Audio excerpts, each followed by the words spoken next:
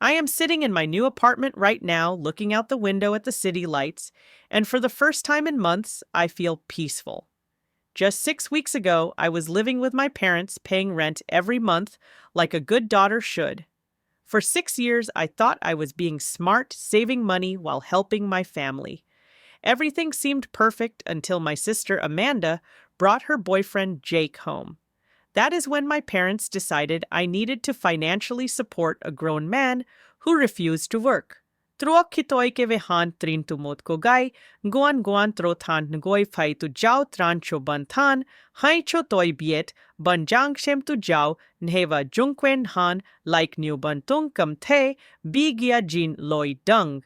Bai gio hai, kung toi kwe, ve kai, ngai, ma toi, nhan ra min chi la, con bo sua trong mat bo mi. Let me paint you the picture of how this all started. My name is Christina, and I am 25 years old. I work as a graphic designer making about $3,200 a month, which is pretty decent for someone my age. When I first moved back in with my parents after college, it made perfect sense.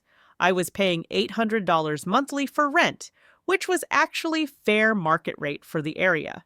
My parents and I had a good relationship, and they always praised me for being the responsible one compared to my younger sister, Amanda. Amanda is 22, and let me tell you, we could not be more different. While I was building my career and saving money for my future home, she dropped out of college in her final year. She had no job, no direction, and no motivation to change either situation. My parents constantly worried about her, but I figured she would eventually find her path. That changed 3 months ago when she brought Jake home. Jake is 24 years old, and from day one, I could tell he was trouble.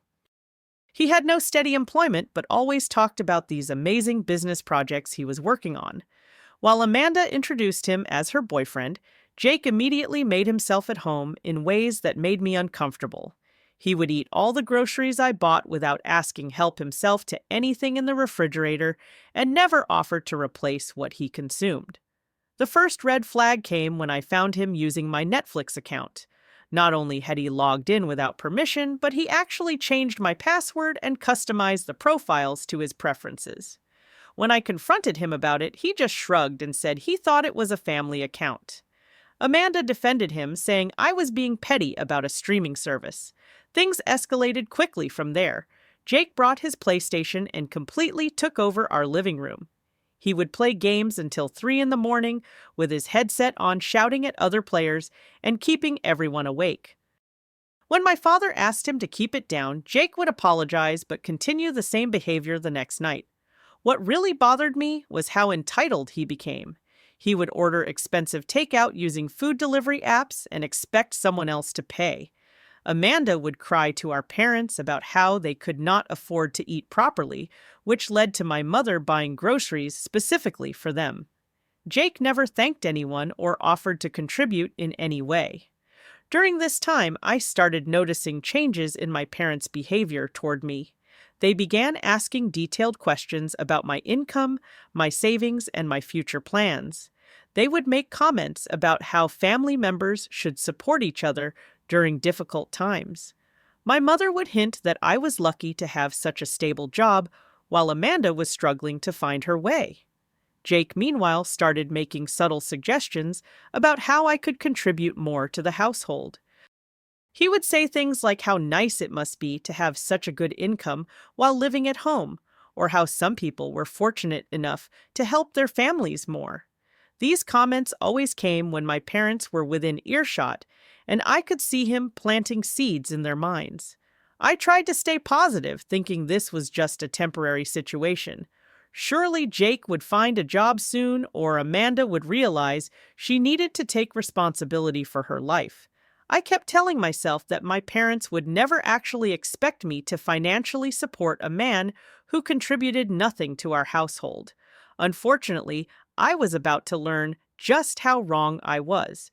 The breaking point came during what my parents called a family meeting.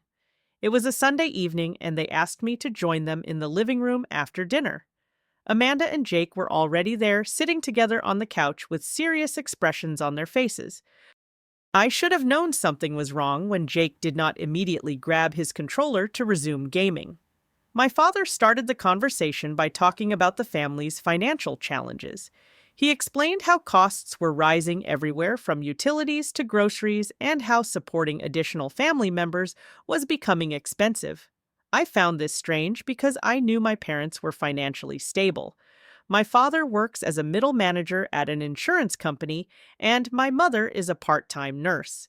They own their house outright and have always lived within their means. My mother chimed in about how Amanda was going through a difficult period trying to find direction in her life. She talked about how important it was for our family to support each other during these transitional times. Then Jake spoke up about his entrepreneurial aspirations, mentioning various business plans that just needed some initial investment to get off the ground. That is when my father dropped the bombshell. He announced that my monthly rent would be increasing from $800 to $1,400, effective immediately. The increase was 75%, which was absolutely ridiculous by any standard. When I asked for an explanation, he listed rising utility costs, increased grocery expenses, and general inflation as reasons for the change. I could not believe what I was hearing. I pointed out that if I were to rent a one-bedroom apartment in our area, it would cost me around $1,200, not $1,400. I also mentioned that I had been a model tenant for 6 years, never missing a payment and always keeping common areas clean. The increase made no financial sense unless they were deliberately trying to squeeze money out of me. My mother tried to justify the decision by saying that family members should contribute according to their ability. She reminded me that I had a stable, well-paying job while others in the house were facing uncertainty. Amanda joined in, saying that I made good money and helping the family should not be such a burden for me. When I pointed out that Jake contributed absolutely nothing to the household, the room went silent. Then my father said that Jake was working on building his future and that temporary support was what families provided. Amanda became defensive, saying that her boyfriend was trying his best and that I should be more understanding. I tried to negotiate, suggesting that Jake should find at least a part-time job to contribute something. I proposed that if they needed additional income, everyone should contribute proportionally based on their ability to pay. I even offered to pay an extra $100 per month, which would have been reasonable given the circumstances. My parents refused to budge on their decision. They said the new rent amount was non-negotiable and that I had 2 weeks to decide whether I could accept the new terms. When I asked what would happen if I could not afford the increase, my father simply said that I was free to find other living arrangements. The next few weeks were absolutely miserable. Every interaction with my family felt strained and uncomfortable. Jake seemed particularly pleased with himself, acting as if he had won some kind of victory. He started making jokes about how some people needed to step up and support their families. Amanda would give me guilt trips about how I was being selfish and not caring about her happiness. Meanwhile, Jake continued his pattern of contributing nothing while enjoying all the benefits of living in our house. I watched him order a new gaming headset that cost $300, followed by expensive sneakers and designer clothing. Clearly, the money Amanda was getting from somewhere was not being used for necessities. I realized that my parents had essentially decided to use me as a source of funding for Jake and Amanda's lifestyle. They were willing to sacrifice their relationship with their responsible daughter to enable their irresponsible daughter and her deadbeat boyfriend. The more I thought about it, the angrier I became. I had spent 6 years being a good daughter, helping the family and saving money for my future. Now they wanted to punish me for being successful. Everything came to a head 3 weeks after the rent ultimatum. I discovered that Jake had been using my laptop without permission, and worse, he had accessed my online banking to use $2,000 of my savings for cryptocurrency trading. When I confronted him about it, he casually said he had borrowed the money temporarily and would return double the amount once his investment paid off. I was absolutely furious. This was money I had saved over months of careful budgeting money that was supposed to go toward the down payment on my future home. Jake had stolen from me as if my hard-earned savings were his personal piggy bank. When I demanded he return the money immediately, he said I needed to be patient because crypto investments take time to mature. Amanda immediately jumped to Jake's defense. She said he was trying to build a future for both of them and that I should be supportive of their goals. She accused me of being jealous that Jake was entrepreneurial while I was stuck in a traditional job.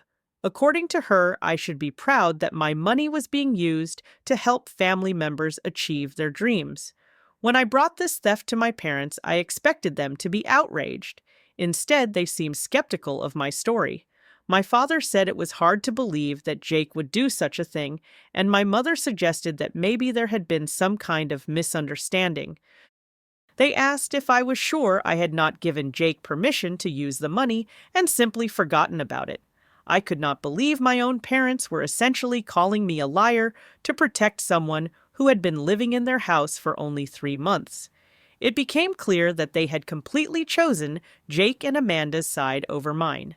Nothing I said mattered because they had already decided that supporting the deadbeat boyfriend was more important than protecting their responsible daughter. That night, I made my decision. I was done being their cash cow.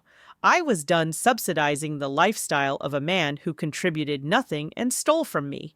I was done being treated like a second-class family member in my own home. I gave my parents an ultimatum: either Jake returned my money immediately and they reduced my rent back to the original amount, or I would be moving out within the week. My father's response was cold and dismissive. He said that if I wanted to leave, nobody was forcing me to stay. My mother added that she was disappointed in my selfishness and my unwillingness to support family during difficult times. Amanda accused me of abandoning her when she needed me most, and Jake just sat there with a smug expression on his face. I spent the next 3 days apartment hunting with a determination I had never felt before.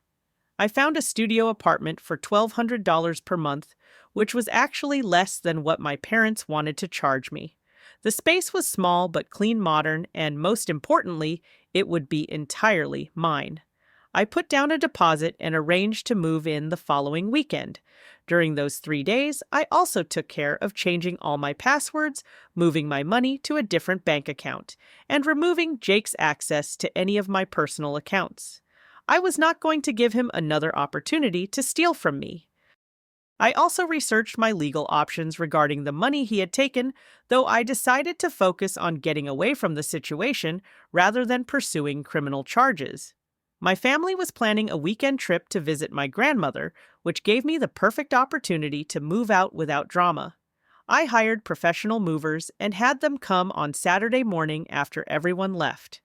I only took what truly belonged to me, leaving behind anything that could be considered shared family property.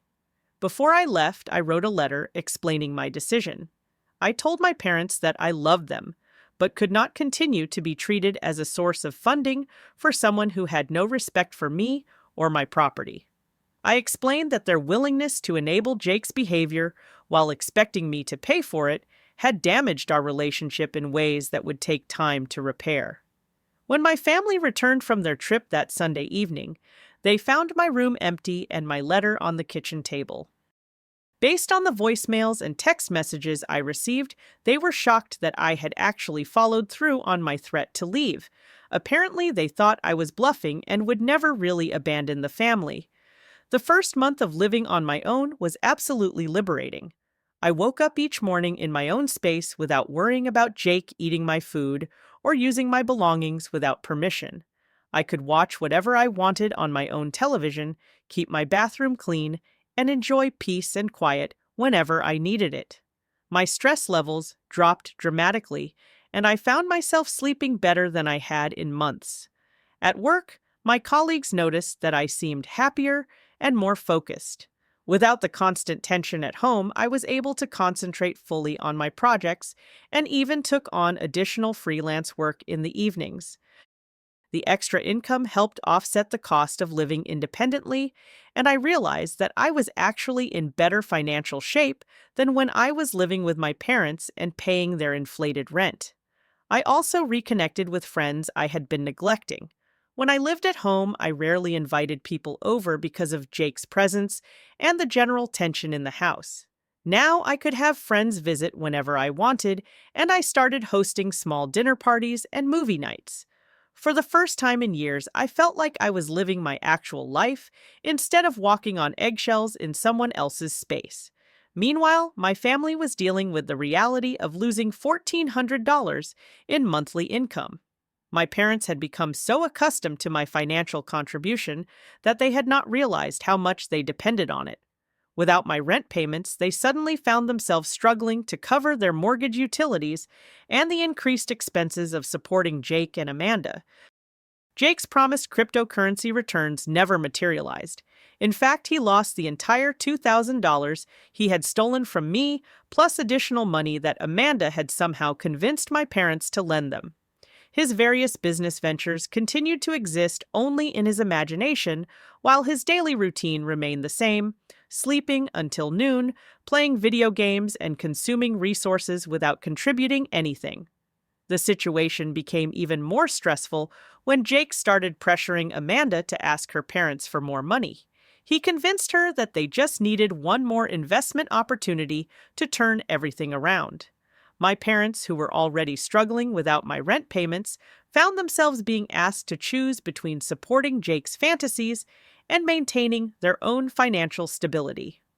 About 6 weeks after I moved out, my mother called me from a number I did not recognize. Her voice was strained and tired, completely different from the confident tone she had used during our last conversation. She said she missed me and asked if I would consider coming home. When I asked if she was calling to apologize for the way they had treated me, she changed the subject and started talking about how difficult things had been since I left. My father sent me text messages asking if we could have a conversation. He mentioned that the family was going through some challenges and that my presence was missed. However, he still did not acknowledge that they had been wrong to demand that I subsidize Jake's lifestyle or that they had failed to protect me when he stole my money. I maintained my boundaries and refused to engage with them until they were willing to offer a genuine apology and acknowledge their mistakes. I was not going to return to a situation where I would be expected to financially support someone who had no respect for me or my property. If they wanted a relationship with me, they needed to demonstrate that they valued me as more than just a source of income. As weeks turned into months, the situation at my family home continued to deteriorate. Jake grew increasingly frustrated with the lack of easy money and began showing his true colors. He started arguments with my parents about everything from household rules to financial expectations. Amanda found herself caught in the middle, defending a boyfriend who was becoming more demanding and less grateful every day. The final straw came when Jake left Amanda and disappeared with $500 that she had borrowed from my parents for what she claimed was a job training program. Not only had he abandoned her after months of being supported by the family, but he had also stolen money on his way out. Amanda was devastated, realizing that she had chosen a man who was using her and her family for financial gain. My parents finally understood what I had been trying to tell them for months. Jake had never been interested in building a future with Amanda or contributing to the family. He had been looking for people to exploit, and they had made it incredibly easy for him by expecting me to fund his lifestyle. Their willingness to sacrifice their relationship with their responsible daughter for the sake of a manipulative stranger had cost them dearly. The phone calls and messages from my family became more frequent and more desperate. My father admitted that he had made a terrible mistake and that he should have listened to my concerns about Jake from the beginning. My mother apologized for not believing me when I told them about the stolen money. Amanda wrote me a long email acknowledging that I had been right about her boyfriend and that she was sorry for defending him at my expense. They begged me to come home, promising that things would be different. They offered to let me live rent-free, to give me more say in household decisions, and to never again expect me to financially support anyone else's choices. They said the house felt empty without me and that they had not realized how much I contributed to the family beyond just money. After several weeks of consideration, I made my final decision. While I appreciated their apologies and their acknowledgement of their mistakes, I realized that I had outgrown the need to live in my childhood home.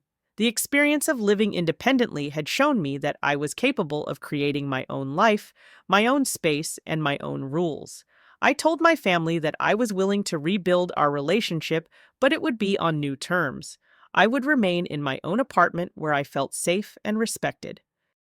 We could have regular dinners together, celebrate holidays, and maintain our family bonds, but I would never again put myself in a position where my financial stability depended on their decisions or where my voice could be ignored in favor of someone else's convenience. The experience taught me that love and family loyalty should never require you to sacrifice your own well-being or self-respect. Sometimes the people who claim to love you most are the ones who are most willing to take advantage of your good nature. Setting boundaries is not selfish. It is essential for maintaining healthy relationships built on mutual respect rather than financial dependency. 6 months later, I am thriving in my independent life. I have been promoted at work, I have built stronger friendships, and I have started saving for my own house again. My relationship with my family is slowly healing, but it is based on genuine affection and respect rather than financial obligation. Sometimes walking away from a toxic situation is the only way to create space for something healthier to grow. Looking back, I realized that the best decision I ever made was refusing to subsidize someone else's irresponsibility at the cost of my own dignity and financial security. Sometimes you have to lose something to truly understand its value, and sometimes the people who claim to love you most need to learn that your worth is not measured by your willingness to be used. So let me ask you this. Have you ever been in a situation where your family expected you to sacrifice your own well-being for someone who did not deserve it? How did you handle it? Please share your thoughts in the comments below, and if this story resonated with you, do not forget to hit that like button and subscribe for more real-life stories about standing up for yourself. Share this video with anyone who might need to hear that it is okay to put yourself first sometimes. Thank you for listening to my story, and remember that you deserve to be treated with respect, especially by the people who claim to love you most. Until next time, take care of yourselves and do not let anyone convince you that being responsible makes you responsible for everyone else.